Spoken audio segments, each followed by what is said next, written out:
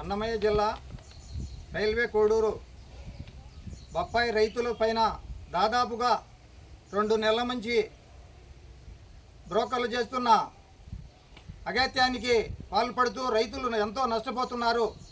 అయితే ఈ సమస్యలన్నీ కూడా ఈ విధంగా ఉన్నాయని మేము రైతులతో సమావేశమై ఏమి జరుగుతుంది ఏమని కనుక్కుంటే దాదాపుగా 16 రూపాయలు పోతున్న కేజీ బొప్పాయి కాయ కనీసం బ్రోకర్లు దాని వలన 8 రూపాయలకు చేయడం జరిగింది.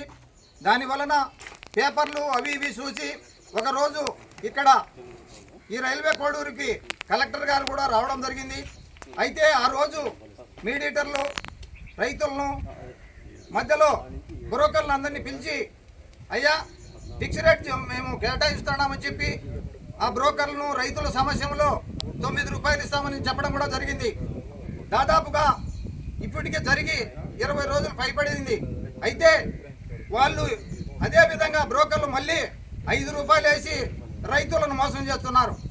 ఇప్పటికైనా ఈరోజు కోడూరులో భారత కమ్యూనిస్ట్ పార్టీ రైతు సంఘంగా మేము వచ్చి ఈ విధంగా జరుగుతూ ఉంటే ఎట్లా అధికారులు ఏం చేస్తున్నారని మన ఏడీ గారిని కూడా అడగడం జరిగింది.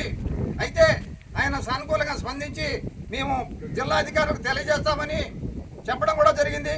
ఇప్పటికీ మేము కమ్యూనిస్ట్ పార్టీ రైతు సంఘం అందరం కలిసి కూడా రైతులకు ఇదే విధంగా అన్యాయం జరుగుతూ ఉంటే రైతులు ఎన్నంటుండి ఎంతైనా ఉద్యమాలు చేసైనా రైతులకు న్యాయం జరిగేంత వరకు పోరాటాలు చేస్తామని తెలియజేస్తూ అన్నమయ్య జిల్లా రైతు సంఘం జిల్లా ప్రధాన కార్యదర్శి పొంగిమాల రంగారెడ్డి తెలియజేస్తున్నారు.